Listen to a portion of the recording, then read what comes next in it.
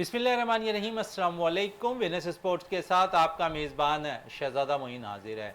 Pakistan Asia cup का final खेला है, भारत के खिलाफ है, लेकिन ओवरऑल एशिया कप 2025 में पाकिस्तान टीम की कारकर्दगी किस तरह रही, किस तरह पाकिस्तानी बैटर्स ने परफॉर्म किया, किस तरह पाकिस्तान के बॉलर्स परफॉर्म करते दिखाई दिए, किस तरह इस टूर्नामेंट के अंदर सलमान अली आगा कप्तानी करते नजर आए, और फिर इसके साथ साथ पाकिस्तान एक तवील अरसे के बाद एशिया कप का फाइनल खेल रहा है इंडिया के खिलाफ, उस पर भी बात रहेगी। लेकिन ओवरऑल पाकिस्तान की परफॉर्मेंस पे बात करेंगे, बॉलर्स, बैटर्स, खासकर विकेट कीपिंग के हवाले से भी बात करेंगे आज अपने शो के अंदर। और हमारे साथ यहाँ पर स्टूडियो पे मौजूद है एशिया कप 1996 में पाकिस्तान टीम की नुमाइंदगी करने वाले wicket keeper batter Javed Qadir हमारे साथ यहाँ तशरीफ रखते हैं। जावेद साहब, आपका बहुत बहुत शुक्रिया। उसके साथ साथ मोहम्मद अली खान, स्पोर्ट्स एनालिस्ट, हमारे साथ यहाँ तशरीफ रखते हैं। काफ़ी गहरी नज़र रखते हैं क्रिकेट पे, इनके तज्जिए हम देखते हैं कि बड़े ज़बरदस्त होते हैं और बहुत से ऐसे चीज़ें प्रोग्राम के दौरान वो बता जाते हैं कि जिससे अगर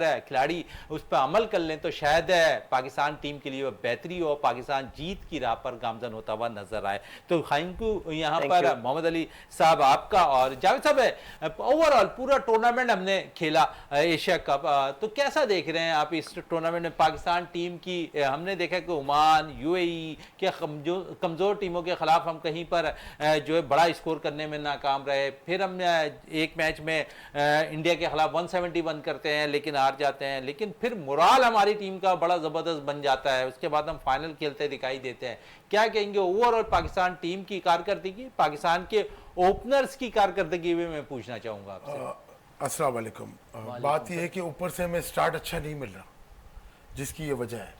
अच्छा सा स्टार्ट मिले आपको, तकरीबन 6 ओवर में 70-75 रन हो, 65 रन भी चलता है, ठीक है।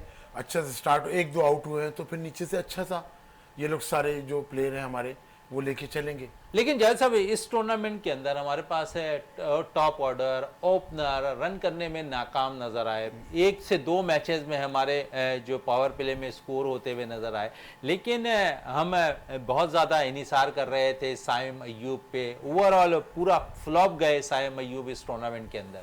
आप देखें ना, आप क्रॉस मारते हैं, मैं बार बार ये कह रहा हूँ, क्रॉस मारते हैं आप, मेरिट पे खेलते रहे आप। जाहिर सी बात है, अभी लास्ट मैच जो हारिस खेला था वो भी क्रॉस मारा, ठीक है।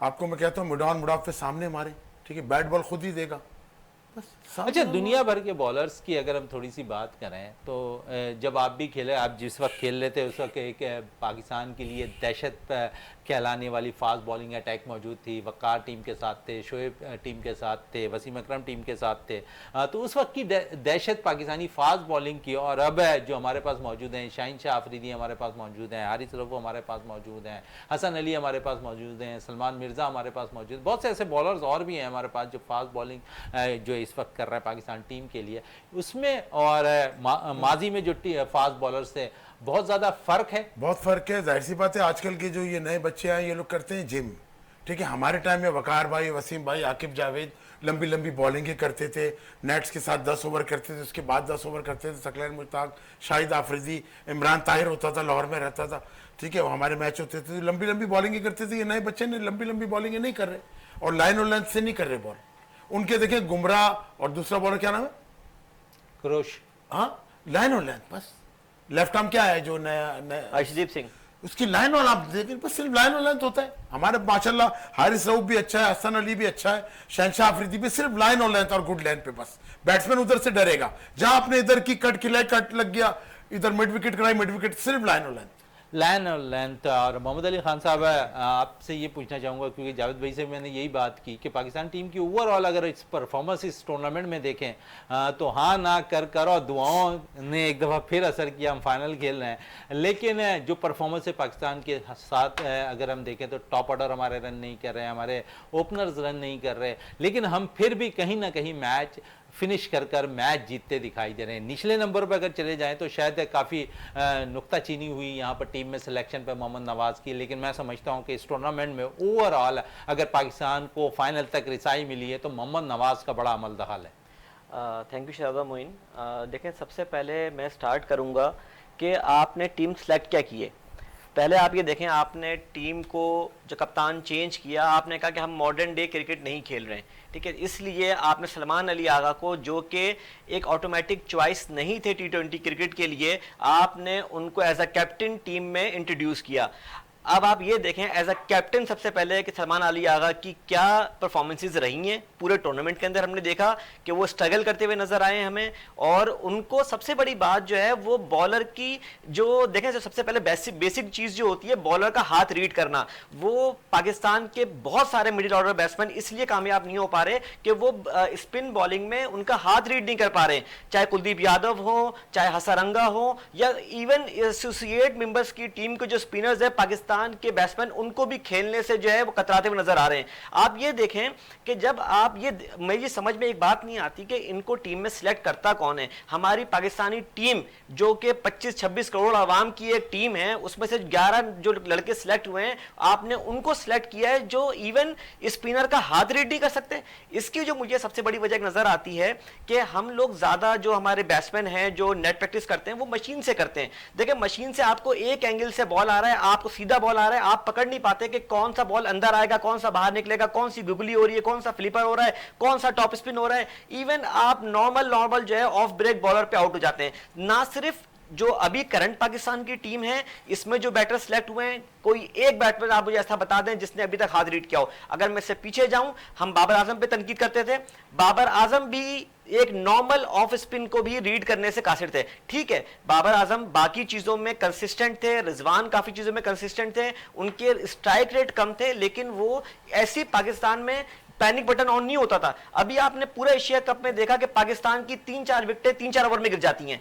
कोई एक नॉर्मल एसोसिएट बॉलर टीम का आता है, मोहम्मद करीम को देख लें या उसके अलावा किसी और टीम के देख लें, बांग्लादेश में किसी स्पिनर, हम लोग किसी एसोसिएट मेंबर टीम का स्पिनर भी नहीं खेल सकते हैं। तो सबसे बड़ी बात यह कि जो क्राइटेरिया है टीम सेलेक्ट करने का, पहले उनको बेसिक्स में जाना पड़ेगा। जितने हमारे बैट्समैन हैं उनको 4 डे क्रिकेट खेलना पड़ेगी। इससे कबल मुझे ब्रेक के लिए कहा जा रहा है, ब्रेक से जब वापस आएंगे तो इस गुफ्तगू को यहीं से कंटिन्यू करेंगे।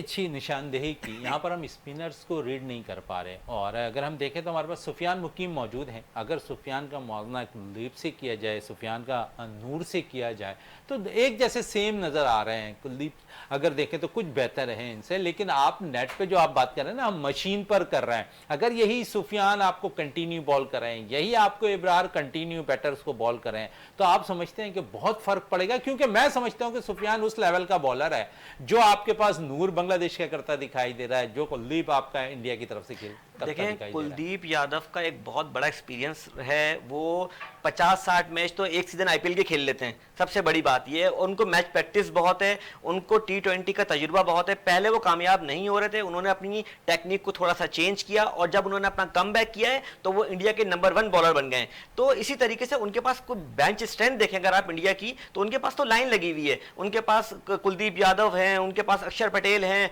उनके पास चक्रवर्ती हैं। तो आप ये देखें, इसके बावजूद है उनके पास जो सबसे ज्यादा रन करने वाले सराज है, उनका इंतखाब नहीं हो पा रहा है टीम में। आप देखें जो जिन ट्रॉफी में उन्होंने सबसे ज्यादा रन किए हैं, उसकी जगह नहीं बन रही है। बिल्कुल साहब, ये देखें इस वक्त भी अगर इंडिया की आप बात करें, मेरे आज एक खबर आई थी कि हार्दिक पांड्या जो है वो अनफिट है और हो सकता है कि वो फाइनल ना खेल सकें। लेकिन उनकी बेंच स्ट्रेंथ देखें कि ऋषभ पंत जो उनका नंबर 1 चॉइस कीपर है वो बेंच पे बैठा हुआ है, रिंकू सिंह बेंच पे बैठा हुआ है। इसी तरीके से उनके नामवर जो खिलाड़ी जो आईपीएल में परफॉर्म कर चुके हैं वो बेंच पे बैठे हुए हैं। अच्छा, पाकिस्तान की जो आपने सवाल किया कि पाकिस्तान के जो स्पिनर्स हैं सुफियान मुकीम वगैरह, इनके आप हाथ रीड करना शुरू करें। देखिए ये तब होगा जब T20 आप थोड़ा सा आप साइड पे रखें। पहले देखें जब आपके मसल बिल्ड रेपुटेशंस होती हैं हाथ की, जावेद के साथ बेहतर जानते होंगे कि जब तक आपके रेपुटेशन पूरे नहीं होंगे, आपको फ्लाइट पूरा नहीं मिलेगा, आपकी बॉल में वो बाइट नजर नहीं आएगा, वो स्पिन नजर नहीं आएगा। शादाब भी इसी चीज पे लैग कर रहे थे। शादाब भी फिर नेट्स में गए, लेकिन अभी भी उनकी बॉल में वो देखें, अगर आप स्पिनर हैं तो आपको बॉल टर्न करना ही पड़ेगी, कम से कम 2.5 डिग्री से 3 डिग्री तक आपको टर्न करना पड़ेगा बॉल। बेहतरीन स्पिनर वो होता है जो रिस्ट से बॉल करे और इतना इतना बड़ा ब्रेक। ये तो बड़ी स्पिन फ्रेंडली विकेट्स हैं, यहां तो आपको बड़ा ब्रेक करना ही चाहिए था। लेकिन नो डाउट पाकिस्तान के, अगर आप इसे बात करिए कि टॉप ऑर्डर स्कोर नहीं कर रहा, लेकिन एक ब्लेसिंग विद डिस्गाइज वाली बात है कि साइम अयूब ने विकेटें बहुत ले ली हैं और वो टॉप जो रोल है जो रोल है उनका उससे वो निभाने से वो कासिर हैं। और मुझे लगता है कि देखें यहां पर अभी जो पाकिस्तान की टीम खेली है इसमें आप इतने सारे अपने ऑलराउंडर खिला दिए हैं, आपको स्पेसिफिक स्पेशलिस्ट बॉलर और स्पेशलिस्ट बैट्समैन लेके जाना दूर हो गए ना। अब यहाँ पर कोच की थिंक कुछ और है, कप्तान भरपूर साथ दे रहे हैं उनका। माजी में पाकिस्तानी टीम स्पेशलिस्ट है, 5 बैटर्स के साथ जाती थी, 1 ऑलराउंडर 2 ऑलराउंडर बॉलिंग के साथ जाती थी, फास्ट बॉलिंग के आप 2-3 फास्ट बॉलर्स होते थे, एक रेगुलर स्पिनर टीम में खेल रहा था। अब तो हम इस चीज से बिल्कुल दूर हो गए हैं। अब हम 20-30 रन वाले प्लेयर्स पर, या तो कोच की थिंक यही है कि आपके पास जो पाकिस्तान में प्लेयर्स हैं वो 20-25 वाले हैं, तो उन्होंने इस तरह की टीम सिलेक्ट कर ली है। देखिए हम लोग न्यूजीलैंड की टीम नहीं है, पहली बात। देखिए न्यूजीलैंड एक छोटा सा कंट्री, वहां पर जो है जब प्लेयर्स नहीं होते थे तो वो लोग कहते थे, प्रेफर करते थे कि न्यूजीलैंड में ऑलराउंडर भर्ती कर लो। हमारे पास इतनी बड़ी कंट्री है, इतना टैलेंट है, यहां से अगर आप ग्रास रूट से भी अगर टैलेंट निकालेंगे तो आपको स्पेशलिस्ट बैटर्स भी मिलेंगे, स्पेशलिस्ट बॉलर भी मिलेंगे। और इतना ज्यादा आप डिपेंडेंट नहीं हो सकते कहीं पर भी कि आप एक टीम में 6-6, 7-7 ऑलराउंडर खिला दें। तो उसके होता क्या, अब आप ये बात बताएं, क्या आप फहीम अशरफ को आप एज ए ऑलराउंडर खिला रहे हैं, आपने फहीम अशरफ को लास्ट मैच में 16 ओवर क्यों नहीं करवाया, 17 ओवर क्यों नहीं कराया? क्योंकि आपके पास चॉइस नहीं थी ना। देखें शाहीन शाह अफरीदी आज वक्त बहुत रिदम में है, बहुत अच्छी गेंद कर रहे हैं, आगे से गेंद को स्विंग करने की कोशिश कर रहे हैं, और वो अपनी अगर स्किल पे बिलीव करें और वो उसको उनको बैक किया जाए तो मुझे पूरी उम्मीद है कि वो और भी अच्छा परफॉर्म करेंगे। अभी भी देखें कि बैटिंग में भी परफॉर्म कर रहे हैं शाहीन शाह अफरीदी और बॉलिंग में परफॉर्म कर रहे हैं। और इसी तरीके से नवाज ने, जैसा आपने नाम लिया, नवाज ने बहुत अच्छा कमबैक किया है। नवाज ने, मैं ये समझ फाइनल तक अगर पाकिस्तान टीम पहुंची है तो नवाज का बड़ा अमल, नवाज का बहुत ज्यादा अमल दखल रहा है। और उसके अलावा दूसरी जो टीमों का भी खराब कारकर्दगी भी अगर देखें कि दूसरी टीमों ने इसके बरस 6-6, 7-7 कैचेस छोड़े। अभी बांग्लादेश के मैच में भी, श्रीलंका के मैच में उन्होंने कैचेस भी हमारे ड्रॉप किए हैं। और वो एक मीडियोकर सा टारगेट 135 का टारगेट जो है वो पाकिस्तान ने किया और उसको जो है वो चेज नहीं कर सके। बस उनका भी पैनिक बटन ऑन हो जाता है और वो परेशान हो गए। और ऊपर से जब शाहीन शाह तजुर्बाकारी कहीं ना कहीं ले डूबती है, और शायद शाहीन की दहशत, हारिस की दहशत है, उनको ले रही हुई। देखें पाकिस्तान की इस अगर सीरीज में पूरे टूर्नामेंट अगर हम बात की जाए तो बॉलिंग इतनी बुरी नहीं रही। पाकिस्तान की बॉलिंग की वजह से ही आप इतने आगे पहुंचे हैं।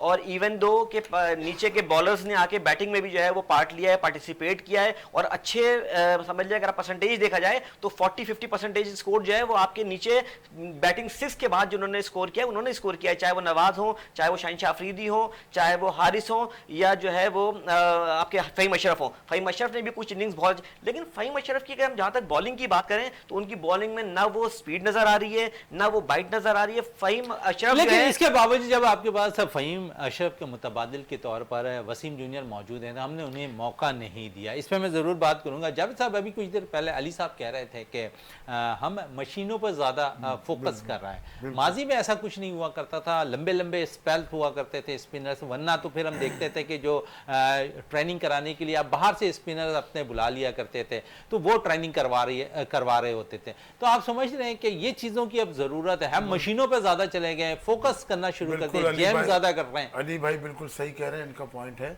कि आजकल हम लोग मशीनों पे सीधी सीधी बॉल खेल रहे हैं। ठीक है, एक रोबो होता है उस पर हम सीधा सीधा खेले जा रहे हैं। हमारे टाइम में सईद अनवर अलग बॉलर को बुला रहा होता था, ठीक है, सलीम मलिक अलग, एजाज अहमद अलग स्पिनर को बुलाते थे, एसोसिएशन से, KCCA से, बुखारी साहब को बोलते थे, शफीक आजमी हो गए, सबको बुलाते, उनको बोलते थे कि अपने अपने जोनों से बॉलर दें। बेग साहब हो गए जोन 7 के, ठीक है। तो अभी वो नहीं है। सही कह रहे हैं, बिल्कुल बॉलिंग मशीन से बस एक ही बॉल आती है, वही इनका कहने का मकसद था। वो जो स्पिन की बात कर रहे थे, हमारे बॉलरों में रोटेशन नहीं होती। बॉल शेन वॉर्न को देखें आप, मुरलीधरन को देखें, बॉल रोटेशन होती। अब क्या नाम है इंडिया का जो बॉलर है, कुलदीप यादव, इसकी बॉल रोटेशन होती हुई जाती है, प्रॉब्लम करती है। पूरा अपनी रेपुटेशन पूरी कंप्लीट करते हैं वो पूरा अपना बॉल को फ्लाइट देता है, गेंद को टर्न होने का मौका देता है। तो फिर देखें स्पिनर का काम बॉल को टर्न करना है। जब आप अगर टर्न नहीं करेंगे तो आप इफेक्टिव नहीं हो सकते। शहजादा भाई भी कर लेंगे आम बॉल तो जी, घूमती भी जाए, Shane Warne, Muraleedharan, Saqlain Mushtaq.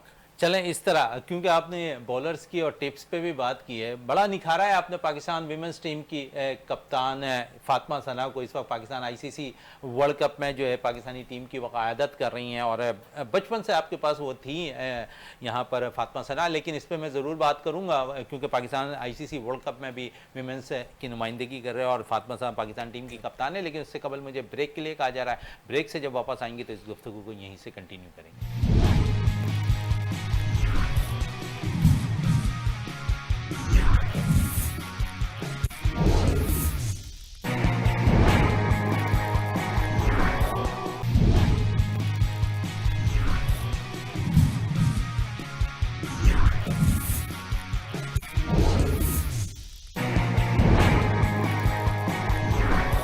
Welcome back. और एशिया कप 2025 अब आखिरी लम्हात हैं और कल फाइनल मैच इसका खेला जाना है पाकिस्तान और इंडिया के दरमियान। लेकिन उससे कबल हम बात कर रहे थे वक्फे के से कबल के पाकिस्तान वीमेंस टीम के हवाले से जो आईसीसी वर्ल्ड कप में पाकिस्तान टीम के इस वक्त क़यादत कर रही हैं फातिमा सना। और फातिमा सना जब सबसे क्रिकेट की दुनिया में जब वो आई तो फिर उसे यहाँ तक इस मुकाम तक पहुँचाने में बड़ा अमल तखर रहा है जावेद कदीर का, और शुरू से जावेद कदीर के पास वो ट्रेनिंग कर रही थी।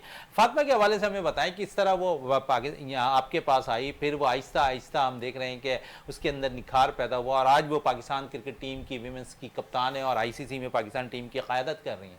हाँ बस माशाल्लाह, वो जब 12 साल की थी तो 13 साल की थी, मेरे पास ये अफजल अली शाह में बॉलिंग कर रही थी। तो मैंने इनके भाई को, वालिद साहब को बोला इनको मुझे दे दें, मैं इंटरनेशनल क्रिकेटर हूँ, मैं इसको मेहनत कराऊंगा क्योंकि मैं इसको देख रहा हूँ, उसके रिदम, इसका हाई आर्म एक्शन, बहुत ज़बरदस्त बॉलिंग कर रही है, बस को मेहनत की ज़रूरत है। तो उन्होंने कहा ठीक है, मैंने उनको कार्ड दिया, उन्होंने मुझे मेरे हवाले कर दिया। फिर ये सुबह रनिंग करती थी मेरे साथ, फिटनेस करती थी, शाम में बैटिंग। कितनी मेहनती थी? शाम में बैटिंग और बॉलिंग। सॉरी, मेहनती कितनी थी? मेहनती बहुत थी। सुबह तकरीबन 8 बजे से 10 साढ़े 10 बजे तक फिटनेस करती थी, ठीक है, रोप राउंड लगाती थी, फिर फिटनेस, फिर स्प्रिंट है, फिर शाम में लंबी लंबी बॉलिंग है, लंबी लंबी बैटिंग है करती थी, बहुत मेहनत करती थी। चले मेहनत करती है। अली साहब आपकी तरफ वापस आऊँ और क्योंकि अभी कुछ देर कबल साइम पे बात हो रही थी, कोई ऐसा हमारे पास वहाँ कोच मौजूद नहीं है जो साइम की टेक्निक को दुरुस्त करा सके। 4-0 इतना आसान नहीं होता एक टूर्नामेंट के अंदर हासिल कर लेना, और ऐसा लगता है कि साइम पर बहुत ज़्यादा प्रेशर हो गया है और साइम बैटिंग से ज़्यादा जो है बॉलिंग पे भी फोकस कर रहा है। तो ये सोच जब आ जाती है ना किसी भी प्लेयर्स के अंदर, हमने देखा कि इससे कबल हमें ये गलती करते रहे शादाब खान के ऊपर, और शादाब जिस वक्त PSL से आए टीम के अंदर उनकी गुगली बड़ी मशहूर थी। आज वो ना गुगली कर सकते हैं, ना अच्छी बैटिंग कर सकते हैं, ना अच्छी बॉलिंग कर पा रहे हैं, इसी वजह से शायद वो टीम से बाहर भी हैं।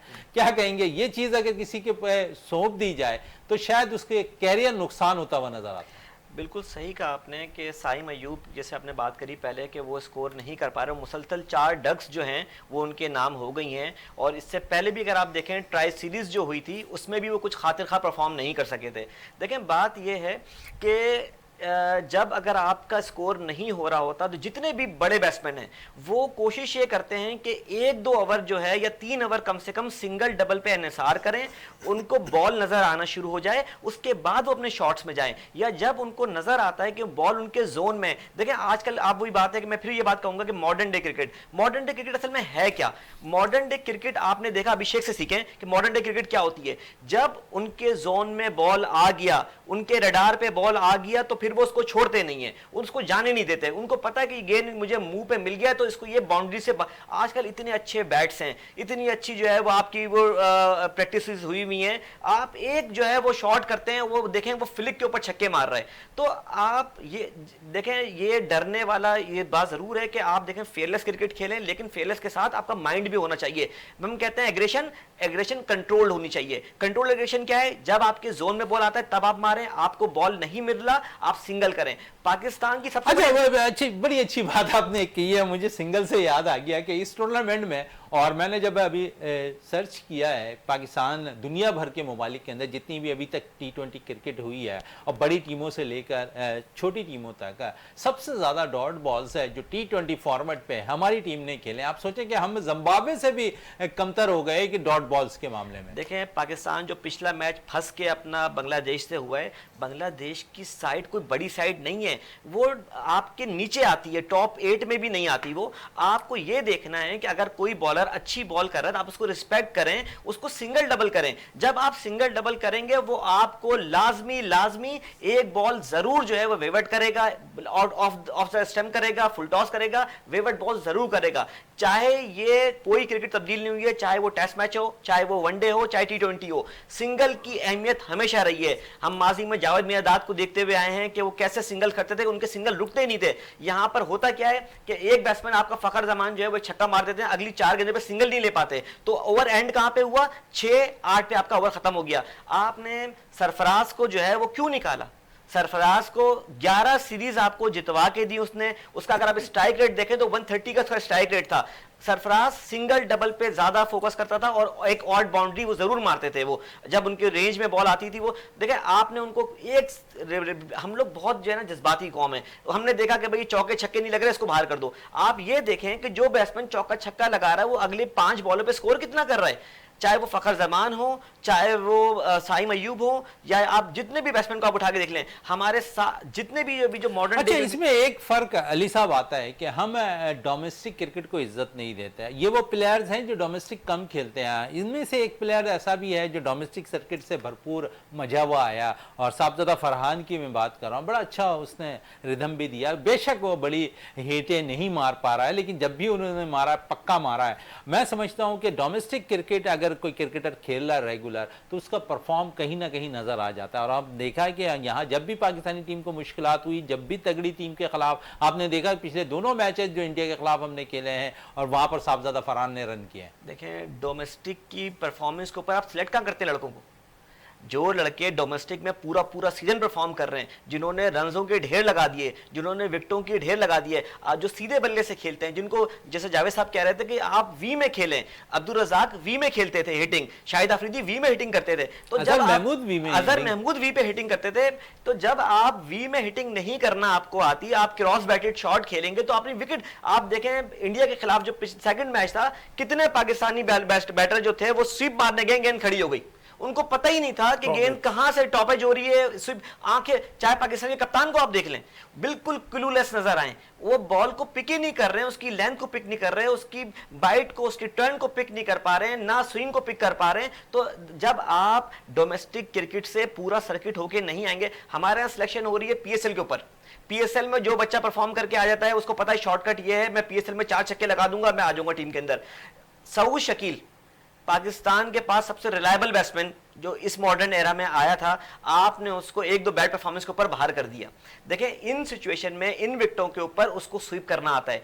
आप ये देखें स्पिनर को आप कैसे टैकल कर सकते हैं। स्पिनर को टैकल करने के 2 तरीके हैं, या आप उसको स्वीप मारना शुरू कर दें या 2-4 कदम आप आगे निकल के खेलें ताकि उसकी लाइन और लेंथ जो है वो बिगड़ जाए। सऊद के साथ साथ एक प्लेयर और आया था, हारिस सुहेल। हारिस सुहेल के साथ तो पता नहीं क्या उनके साथ मसाइल रहे। पहले वो न्यूजीलैंड गए थे तो एक हॉन्टिंग कमरे में उनको जगह मिल गई, उसके बाद वो मुझे लगता है कि वो थोड़े सुपरस्टिशियस टाइप के जो थे ना वो इंडिविजुअल थे, और बैट्समैन बहुत अच्छे थे, फील्डर बहुत अच्छे थे, और अपनी उनकी लेकिन उनकी फिटनेस उनको जो है वो आड़े आ गई, उन फिटनेस उनको खेलने नहीं दिया। मुझे लगता है शोएब मलिक के बाद अगर कोई कंप्लीट ऑलराउंडर पाकिस्तान में डेवलप होना शुरू हो रहा था तो वो हारिस सुहेल थे। और हारिस सुहेल ने आपसे कबल मुझे ब्रेक के लिए कहा जा रहा है, ब्रेक से जब वापस आएंगे तो इस गुफ्तगू को यहीं से कंटिन्यू करेंगे।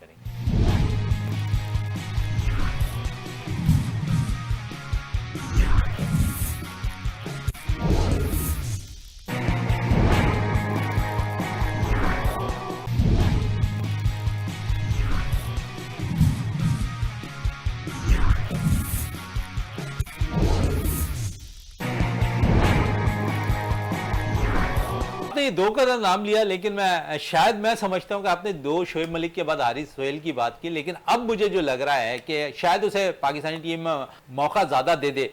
हुसैन तले के ऐसे चेहरा नजर आया है जो मिडिल ऑर्डर पर आकर पाकिस्तान की मिडिल ऑर्डर को मुस्तहकम भी कर रहा है। फिर बॉलिंग के शोबे में भी देख लें तो हुसैन तलत नुमाया कारकर्दगी दिखा रहे हैं। देखिए हुसैन तलत को फिर वो मैं अक्सर प्रोग्राम्स में आपसे ये बात कहता रहा हूँ कि हम जो है ना वो बहुत जल्दी कोई फैसला करने में हम जल्दी करते हैं। अभी हुसैन तलत को भी टाइम चाहिए। हुसैन तलत से परफॉर्मेंसेज आना बाकी हैं। अभी तो उनको स्टार्ट ये मिला है, पहले भी इनको टीम में स्टार्ट मिला था, लेकिन इनके पास बड़ी हिट्स की थोड़ी कमी है। इनको अपने इसके ऊपर, क्योंकि देखें मिडिल ऑर्डर में बैटिंग करना T20 के अंदर कोई आसान काम नहीं है, बहुत मुश्किल टास्क है, क्योंकि दायरा भी फैल जाता है आपका, और आपका शॉट अगर पूरा मिडिल नहीं होगा तो वो बाउंड्री से बाहर नहीं जा सकता। ठीक है कि आपने सिंगल डबल किया, इनिंग को बिल्ड किया, लेकिन जब आप मिडिल ऑर्डर में हैं और ओवर कम रह गए तो आपको हिट भी करना है, एक दो ऑड बाउंड्रीज आपको ओवर में लेना पड़ेंगी, तो उनको अपने इस चीज के ऊपर काम करना पड़ेगा, हार्ड हिटिंग के ऊपर काम करना पड़ेगा।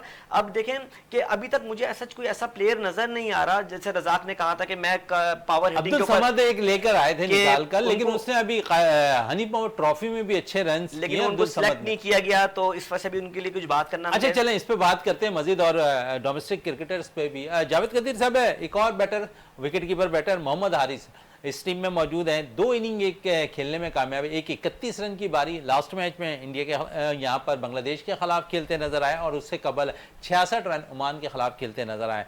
और ऐसा लगता है कि इन आउट का सिलसिला उनके साथ भी ऐसा ना हो कि शुरू हो जाए। आप समझते हैं कि कॉन्फिडेंस देना पड़ेगा अगर आपने T20 फॉर्मेट के लिए उसे रेगुलर रखना है तो?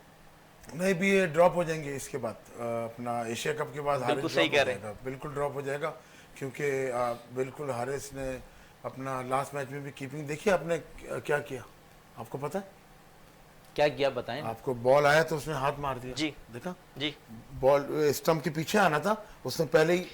ये बेसिकली चीजें कौन बताएगा? ये जो लाखों रुपए कोच ले रहे हैं वो कहाँ मौजूद हैं? बच्चे क्या सीखेंगे? साहबजादा फरहान, फखर जमान, यहाँ ऐसा नहीं लगता कि कोई भी उन्हें बताने वाला यहाँ पर बच्चे क्या सीखेंगे? आप स्टंप के पीछे आओ ना, आप आगे आके यूं हाथ मार दिया आपने इंडिया के खिलाफ। फिर अच्छा, फिर क्योंकि जब आप खेला करते थे तो मैं समझता हूँ कि घुटनों के बल ज्यादा जोर देना पड़ता था, कमर से ज्यादा झुक के रहना पड़ता था, लेकिन अब देखता हूँ कि बहुत से विकेट कीपर ज्यादातर खड़े नजर आ रहे हैं। ये क्या फर्क होता है? वो ऑस्ट्रेलिया में होता है, ज्यादातर ऑस्ट्रेलिया में होता है, इंग्लैंड में होता है, जहाँ बॉल बॉम्ब्स ऊपर आता है, इसलिए हम ऊपर रहते हैं।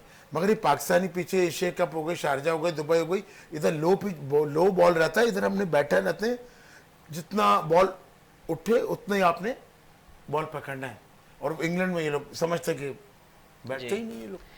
अच्छा, इसी पे मैं आऊँ अली साहब, क्योंकि यहाँ पर फ़खर ज़मान रन नहीं कर रहे, और डोमेस्टिक क्रिकेट की आप बात कर रहे थे अभी कुछ देर कबल, और हम शायद डोमेस्टिक क्रिकेट को अपनी इज्जत नहीं दे रहे हैं, जिसकी बिना पर हमारे पास जो अच्छे प्लेयर्स भी आ रहे हैं वो गुमनाम हो जाए। बहुत से ऐसे प्लेयर्स ज़रूर आए, क्योंकि मैंने मोहम्मद हारिस की इसलिए बात की कि डोमेस्टिक क्रिकेट में बड़ा ज़बरदस्त रन के अंबार करने वाले हमने हसीबुल्ला को ज़ाया कर दिया, और शायद ज़ाया तो नहीं कह सकते हैं, लेकिन अभी काफ़ी वक्त है हसीबुल्ला के पास। लेकिन इन आउट का सिलसिला जब आप टीम के साथ रखते हो, तो मैं तो समझता था कि अगर रिजवान के बाद कोई विकेट कीपर निकलकर पाकिस्तान के पास आया तो वो हसीबुल्ला है, लेकिन उसके बाद ऐसा लगता है कि अब मुस्तकिल जगह यहाँ मोहम्मद हारिस की नजर आ रही है। नहीं, मैं नहीं समझता कि मोहम्मद हारिस की जगह यहाँ पे नज़र आ रही है। देखें उनकी विकेट कीपिंग में बहुत फ्लॉज हैं, जावेद भाई बेहतर बता सकते हैं क्योंकि ये खुद इंटरनेशनल के विकेट कीपर रह चुके हैं।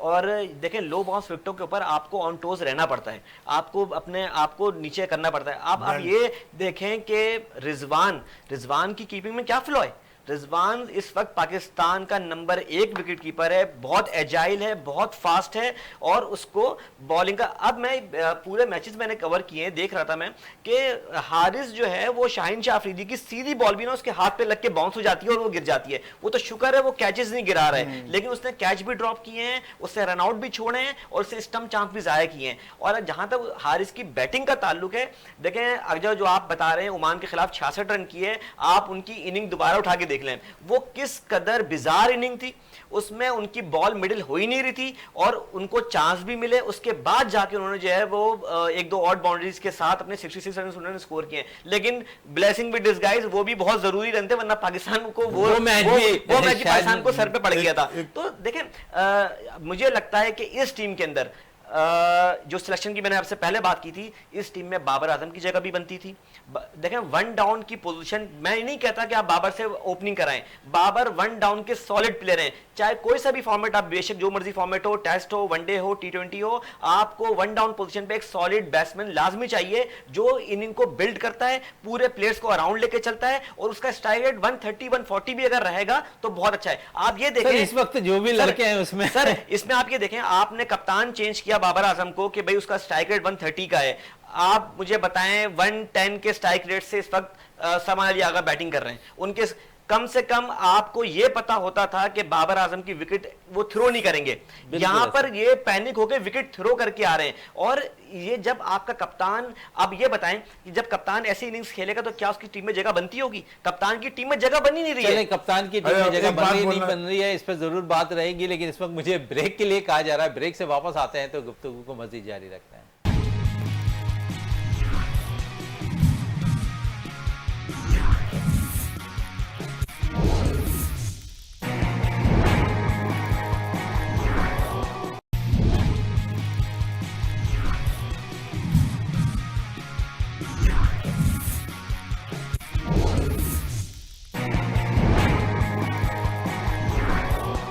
कंपटीशन में आ गए जय भाई। Welcome back. और यहाँ पर हम बात हो रही थी वक्फे से कबल पाकिस्तान के विकेट कीपर इनके हवाले से, और जिस तरह विकेट कीपर्स हमारे पास आ रहे हैं उस पर मैं ज़रूर जावेद कदीर से ज़रूर पूछना चाहूँगा। जावेद भाई, आपकी नज़र में कितने विकेट कीपर आ रहे हैं, और माजी में जो विकेट कीपर थे उन जैसा विकेट कीपर अब क्यों नहीं आ रहा? बस लोग अब ज़्यादातर अपना मेहनती लोग नहीं है। जिस तरह हम लोग लंबी लंबी कीपिंग करते थे, मोइन खान, राशिद लतीफ़, सलीम यूसुफ लंबी लंबी बॉलिंग करते थे। टीम जज चले जाती थी, सकलन मुश्ताक को रोक के, अपना दानिश कनिया को रोक के मोइन खान विकेट कीपिंग कर रहे होते थे, राशिद लतीफ़ कीपिंग कर रहे होते थे। यार मुझे 10-10 ओवर कराओ, ठीक है। और नेक्स्ट में बोल रहा हूँ कि जब हारिस को इतने चांस मिले हैं और कीपर को, तो आजम खान का क्या कसूर है? आजम खान गुड प्लेयर, बिल्कुल। अच्छा, T20 फॉर्मेट में मैं समझता कि एज ए गुड प्लेयर है। बिल्कुल। अब आजम खान को वर्ल्ड कप में आप चांस है। आजम खान बैड लक ही नहीं चला, मगर अब जितने चांस आप सबको दे रहे तो आजम खान को भी दो। Wicket keeper batsman Azam Khan very good. चलें, इसी पे मैं अली साहब आपसे पूछूंगा। पाकिस्तान सुपर लीग में बड़ा अच्छा परफॉर्म किया आजम खान ने, और शायद उन पे एक बड़े लेवल के विकेट कीपर बैटर्स होने के वालिद पर शायद ऐसा लगता है कि सिलेक्ट नहीं, जब सिलेक्ट हुए तो कुछ परफॉर्मेंस बेहतर नहीं रही, लेकिन मैं समझता हूँ डोमेस्टिक में उन्होंने परफॉर्म किया। और इस T20 फॉर्मेट में मैं समझता हूं कि 99% परफेक्ट विकेट कीपर बैटर के तौर पर टीम में जगह बना सकते थे, लंबी हिटें मारना जानते थे, और जिस नंबर पर वो बैटिंग करने आते हैं तो मैं समझता हूं कि वहाँ बहुत अशद ज़रूरत होती है ऐसी हिटिंग की। देखें, आज़म खान जो हैं वो इस वक्त अगर आप सही ट्रू माइंड में बात की जाए तो वो ट्रू हार्ड हिटर हैं। और उन्होंने अपना लोहा कैरिबियन लीग के अंदर, यूएई लीग के अंदर, और दुनिया भर में जितनी लीग्स हो रही हैं, लंका प्रीमियर लीग है, ढाका प्रीमियर लीग है, पीएसएल है, उन्होंने हर जगह परफॉर्म करके दिखाया है। बॉल उनके बल्ले को छूता है तो वो ग्राउंड से बाहर जाता है। देखें, हर बैट्समैन हर मैच में स्कोर नहीं कर सकता, लेकिन उनके अंदर हार्ड हिटिंग एबिलिटीज हैं, और उसके अलावा उनकी कीपिंग हारिस से कई गुना ज़्यादा बेहतर है। और जैसा कि आपने खुद कहा कि मोइन साहब उनके वालिद, उन्होंने खुद उनकी ट्रेनिंग की हुई है। जावेद भाई खुद भी उनको जानते हैं, बताते खुद कि उनके साथ कैसे उन्होंने ट्रेनिंग की हुई है। तो देखें, वो एक बड़ा कंप्लीट प्लेयर है, लेकिन वो जब इंसान के ऊपर एक स्टैंप लग जाए ना कि वो है, जबकि मुझे पता है, बताते खुद कि मोइन भाई जो है वो कभी उन्होंने जो है वो अपने बच्चे को कभी ऐसा आगे नहीं किया। जहां पे देखें, अगर आप किसी में टैलेंट नहीं है तो वो 2 मिनट में एक्सपोज हो जाएगा। आप किसी को 2-4 से ज्यादा मैच खिला नहीं सकते। बैट्समैन हो, बॉलर हो, विकेट कीपर हो, अपनी परफॉर्मेंस पे वो आगे खेलते हैं। पाकिस्तान में आज तक जिसने भी जो लेजेंड्स बने हैं, चाहे वो वसीम हो, वकार हो, जावेद भाई हो, इमरान खान हो, या इसके आगे मोहम्मद यूसुफ हो, इंजमाम हो, जिसके पास आपको एक चांस मिलना जरूर वो होता है, वो एक लक का चांस होता है, लेकिन परफॉर्मेंस आपको आगे लेके जाती है। अच्छा, आपने भी बात की परफॉर्मेंस की, और मैं एक और ऑलराउंडर की बात जरूर करना चाहूंगा। पाकिस्तान सुपर लीग से वो भी बड़े उभर कर सामने आए और उन्होंने पाकिस्तान को रिप्रेजेंट भी किया, और मुश्किल सूरत हाल में मैंने अक्सर उसको देखा है कि वो बैटिंग करके मैच निकालता हुआ भी दिखाई दिया। अनवर अली के हवाले से मैं जरूर पूछना चाहूंगा कि पाकिस्तान को एक हीरा मिला था, लेकिन शायद उसकी कदर नहीं की गई, और अगर उसे तराशा जाता तो जो अभी कुछ देर कबल आप बात कर रहे थे ना कि अब्दुल रज्जाक को एक टास्क दिया गया कि आप एक अच्छे हिटर निकाल कर लेकर आए, तो मैं समझता हूं कि अनवर अली जैसा हिटर शायद पाकिस्तान के पास बहुत कम निकल कर सामने आया। देखिए, अनवर अली ने अपने आप को मनवाया 19 वर्ल्ड कप के फाइनल से, जहां उनका बॉल इतना बड़ा स्विंग हुआ है, और ऑफ साइड से लेके वो जो उन्होंने डंडे बाहर किए इंडिया के, तो वो एक कंप्लीट बॉलर था। आपको डोमेस्टिक क्रिकेट का जबरदस्त प्रोडक्ट था, वो बेहतरीन ऑलराउंडर था। उसने पीएसएल में आपको कितने मैचेस जिता के दिए, इवन इंटरनेशनल मैचेस में श्रीलंका के खिलाफ एक अनबिलीवेबल मैच जिसमें उन्होंने जो है वो 19 गेंदों पे 47 रन स्कोर किए और पाकिस्तान को हारा हुआ मैच जो है वो जितवा के दिया। जबकि उस मैच में शाहिद अफरीदी भी मौजूद थे, उसमें इमाद वसीम भी मौजूद थे, पाकिस्तान की बड़ी बैटिंग लाइन भी मौजूद थी और पाकिस्तान के 7 विकेट गिर चुके थे उस जगह पे भी जाके। और ये एक दफा नहीं हुआ, उन्होंने कई मौके के ऊपर बहुत अच्छी इनिंग्स खेली, लेकिन देखें जिसके पीछे वही बात आ जाती है कि कोई जो है वो एक रॉ टैलेंट और उनको कोई तराशा नहीं गया सही तरीके से, उनको यूटिलाइज नहीं किया गया। देखिए जब आपके पास कुछ नाम ऐसे बड़े हो जाते हैं, बगैर परफॉर्मेंस के भी बड़े हो जाते हैं। मैं इसलिए आपसे ये पूछ रहा था कि इंडिया ने 2000 अगर अंडर 19 से अच्छे प्लेयर्स निकाले हैं जो आज उनको कौमी टीम की वो नुमाइंदगी अपनी कर रहे हैं, तो हमारे पास भी तो अंडर 19 से वो हीरे थे, हमने क्यों नहीं यहाँ तक उनको प्रमोट किया? देखें सबसे बड़ी बात यह है शहजाद साहब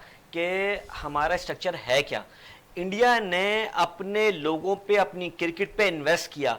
आज इंडिया के पास मोर देन 100 ग्राउंड्स हैं, उनके शहरों से ज्यादा उनके पास इस वक्त ग्राउंड हैं और वो अपने हर डोमेस्टिक सर्किट से जो है वो खिलाड़ियों को प्रमोट कर रहे हैं, उन पे इन्वेस्ट कर रहे हैं। यही वजह है कि उनके पास आज वो अपने बरमला ये बात कहते हैं कि हमारे पास ABC टीम तक मौजूद है और उनकी टीमें ABC जो है वो वाकई जो है वो पाकिस्तान जैसी टीम को भी टफ टाइम दे सकती हैं। तो हमारे यहाँ तो आप ये देखें कि गिनती के 4 या 5 इंटरनेशनल सेंटर हैं और वो भी गैर फाउल हो रहे होते हैं। मैचेस पाकिस्तान में कहां होते हैं? नेशनल स्टेडियम कराची में, कजाफी स्टेडियम में, पिंडी स्टेडियम में। इन 3 के अलावा आप बता दें कि पाकिस्तान का कौन सा जो है इंटरनेशनल मेयार का स्टैंडर्ड। मुल्तान को आप देखते हैं, कभी कभार उनको मुल्तान में सेंटर पे मैच मिल जाता है, या आप कोई देख लें 5-6 के अलावा पाकिस्तान के पास कहीं पे ग्राउंड नहीं है। तो इसका मतलब क्या हुआ, पीसीबी ने इसके ऊपर इन्वेस्ट ही नहीं किया, अपने इंफ्रास्ट्रक्चर पे इन्वेस्ट नहीं किया, अपने खिलाड़ियों पे इन्वेस्ट नहीं किया। इवन जो डोमेस्टिक क्रिकेट हो रही थी और जो डिपार्टमेंट्स होते थे जिससे खिलाड़ियों के घर चलते थे, उन्होंने उसको भी बंद, रमी राजा साहब के दौर में जो है वो चीजें बंद हुई, वो अभी तक खुल नहीं सकी। तो डिपार्टमेंट की आपको ये बताएं, यूबीए वकायर कहां से निकले? डिपार्टमेंट क्रिकेट की प्रोडक्ट थे। मुश्ताक अहमद 92 की पूरी जो क्रीम थी, पूरी चेन थी, वो सब की सब जो है डोमेस्टिक। इसी पे जावेद कदीर साहब, जी जी जी, जब से डिपार्टमेंट खत्म हुए बड़ी प्रॉब्लम हो गई। अच्छा, यूबीएल का मैच था मुल्तान से, यूबीएल का मैच था मुल्तान से, इंजमाम मुल्तान से खेले जी, तो उन्होंने इंजमाम ने मुल्तान के यूबीएल के खिलाफ किए 100। तो इसाक पटेल है हमारे, उन्होंने कहा भाई ये बच्चे को मैं यूबीएल में ले लूंगा, उसको यूबीएल में लिए, अपने घर ठहराया और वो स्टार बन गया। ये एक बड़ी बात है कि एक ऐसे प्लेयर्स को तलाशना इतना आसान नहीं। वही बात आ गई कि जो हम कुछ देर पहले अनवर अली के हवाले से कर रहे थे। जब तक आप ग्रास रूट लेवल पे इन्वेस्ट नहीं करेंगे क्रिकेट पे, क्रिकेट ग्राउंड्स पे, क्रिकेट फैसिलिटीज पे और अपने लोगों पे, अपने जो क्रिकेटर्स हैं, डोमेस्टिक प्लेयर्स हैं, उन पे आप इन्वेस्ट नहीं करेंगे तो फिर लोग कैसे आएंगे क्रिकेट के अंदर?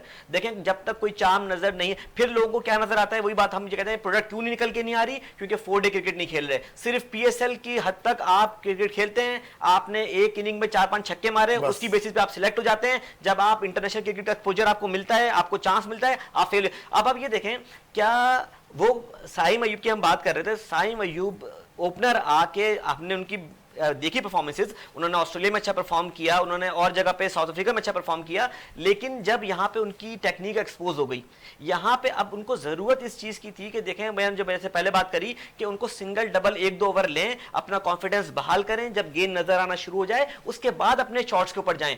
वो कह के करते क्या है, वो पहली बॉल से शॉट पे चले जाते हैं। ठीक है, मैंने फिर वो बात बोला कि कंट्रोल एग्रेशन होनी चाहिए। आप मॉडर्न डे क्रिकेट जरूर खेलें, लेकिन आप ये देखें कि टीम को उस पर डिमांड किस चीज की है। क्या आपकी टीम के 2-3 विकेटें गिर चुकी हुई हैं तो आप उस डिमांड में क्या खेल रहे हैं? और मुझे ये लगता है कि इस सिचुएशन में जो हमारा फाइनल भी सर पर है, तो आपको एक complete batsman like Mohammad Nawaz जो है, हसन नवाज को भी आपको इस वक्त फाइनल मैच में जरूर शामिल करना चाहिए। यहाँ पर हमें कह रहे हैं मोहम्मद अली साहब है कि टीम को मिडिल ऑर्डर पर ज़रूरत है हसन नवाज की, और अगर फाइनल में उन्हें मौका दिया जाए तो पाकिस्तान के लिए बेहतर होगा। मोहम्मद अली खान साहब आपका बहुत बहुत शुक्रिया, जावेद कदीर साहब आपका बहुत बहुत शुक्रिया। प्रोग्राम का अख्ताम करते हैं इस दुआ के साथ कि पाकिस्तान में खेल और खिलाड़ी तरक्की करते रहें और पाकिस्तान का सब जिलाली परचम दुनिया भर में रोशन रहे। इसी के साथ अपने मेज़बान शहजादा मोइन को इजाज़त दें। पाकिस्तान जिंदाबाद।